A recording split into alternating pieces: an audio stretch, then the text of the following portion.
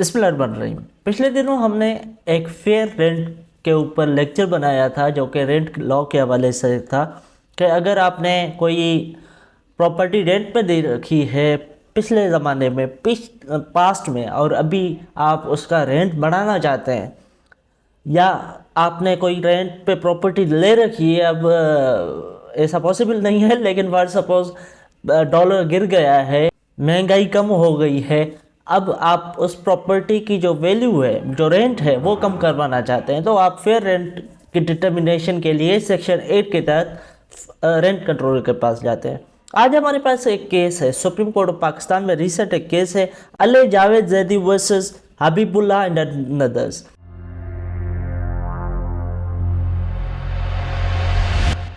Case के facts ये हैं कि 1974 में 1974 में पिटिशनर जो कि टेनेंट है उसने एक रेंट एग्रीमेंट में एंटर हुए with the land lady in 1974 और ये जो उसका किराया था उस वक्त 3700 रुपीज़ पर मंथ। और उसके बाद ये हुआ कि रेस्पोंडेंट नंबर 1, जो इस केस में रेस्पोंडेंट नंबर 1 है, उन्होंने वो प्रॉपर्टी परचेज कर ली।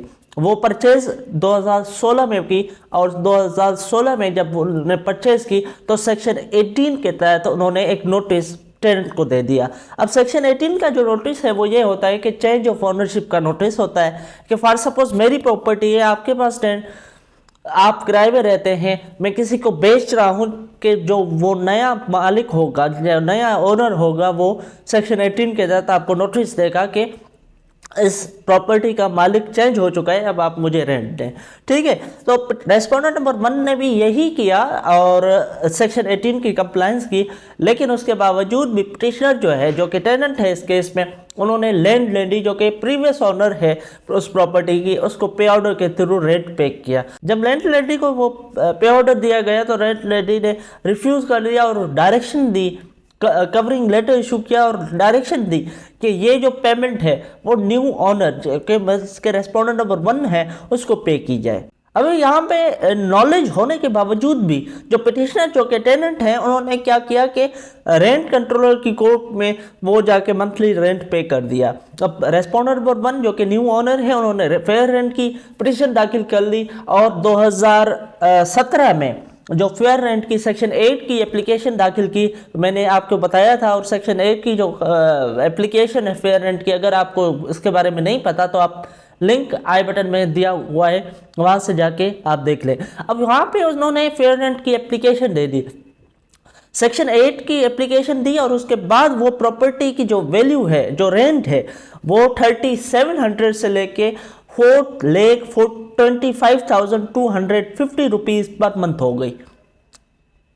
जो कि प्रॉपर्टी की रेंट थी 3700, वो हो गई 4,25,250 रुपीज़ पर मंथ।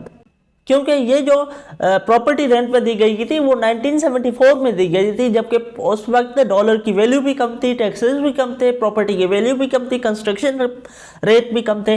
और 2000 यहाँ पे 17 में जो है वो प्रॉपर्टी की वैल्यूज़ और उसके अलावा कंस्ट्रक्शन की वैल्यू, टैक्सेस, डॉलर वैल्यू, सारी चीज़ें बढ़ गई हैं, महंगाई बढ़ गई है। तो उन्होंने रेंट कंट्रोलर ने क्या किया, फेयर रेंट डिटरमाइन कर दिया।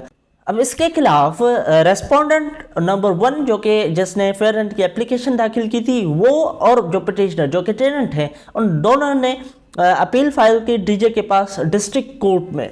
अब डिस्ट्रिक्ट कोर्ट में वो दोनों अपील्स कंसोलिडेट कर दी गई और एक साथ फैसला कर दिया गया और उसमें वो जो 4,25,250 रुपीज़ का किराया था पर मंथ, उसको कम करके 2,83,500 रुपीज़ पर मंथ कर दिया गया। यहाँ पे मैं आपको एक चीज़ बता देना चाहता हूँ, इस केस में भी बताया गया है कि जब आप फेयर रेंट की एप्लीकेशन देते हैं सेक्शन 8 के तहत, वहाँ पे लाजमी नहीं है कि आपको जो भी वहाँ पे 4 फैक्टर्स मौजूद हैं फेयर रेंट की डिटर्मिनेशन के हवाले से, चारों का होना लाजमी नहीं है। अगर उसमें से एक भी मौजूद है या 2 भी मौजूद है तो आपका जो फेयर रेंट की डिटर्मिनेशन की एप्लीकेशन है वो मेंटेनेबल है। चारों फैक्टर का होना लाजमी नहीं है। अब पिटिशनर जो कि टेनेंट है उसने इस ऑर्डर को भी चैलेंज कर दिया हाई कोर्ट में, और हाई कोर्ट ने उस पिटिशन को डिसमिस कर दिया।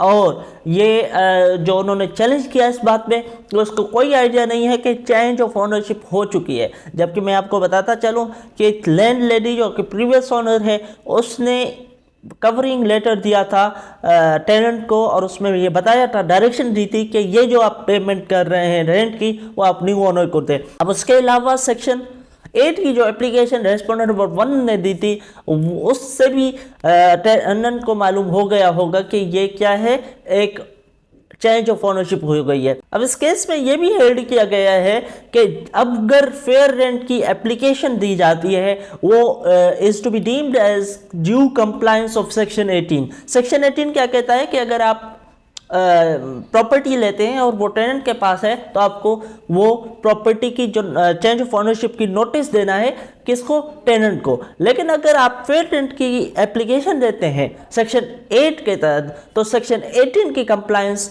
समझ दी जाएगी कि हो गई है। सुप्रीम कोर्ट ने कहा है कि पिटिशनर ने अपने क्रॉस एग्जामिनेशन में ये मान लिया कि ये जो प्लॉट्स थे, 3 प्लॉट्स जिसमें वो कंस्ट्रक्शन हुई है वो कमर्शियल एरिया में और कमर्शियल यूज में है, मींस के टेनेंट वहाँ पे कमर्शियल यूज कर रहा है उस प्रॉपर्टी को, और पिटिशनर 50 साल पहले उसको किराए में ले लिया है 3700 रुपीज़ पर मंथ में। अब महंगाई बहुत बढ़ गई है, कंस्ट्रक्शन टैक्सेस सारी चीज़ें बढ़ गई हैं, और इसके अलावा रेस्पोंडेंट नंबर 1 ने सफिशिएंट एविडेंस दे दिया है for justification of enhancement of fair rent.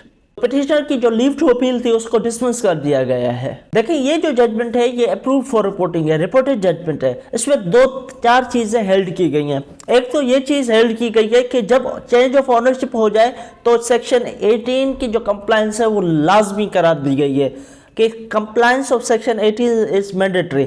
लेकिन यहाँ पे एक चीज़ ये भी हेल्ड की गई है कि अगर फेयर रेंट की एप्लीकेशन देता है न्यू ओनर तो उसको भी कंसिडर किया जाएगा कि section 18 has been complied with, is deemed to be have been complied with. इसके अलावा ये भी हेल्ड किया गया है कि जो फेयर रेंट की एप्लीकेशन दी जाएगी उसमें लाजमी नहीं है कि जो सेक्शन 8 के 4 फैक्टर्स हैं वो चारों के चारे मौजूद हैं, उसमें से अगर 2 या 1 भी मौजूद है तो सेक्शन 8 की जो एप्लीकेशन है वो मेंटेनेबल है।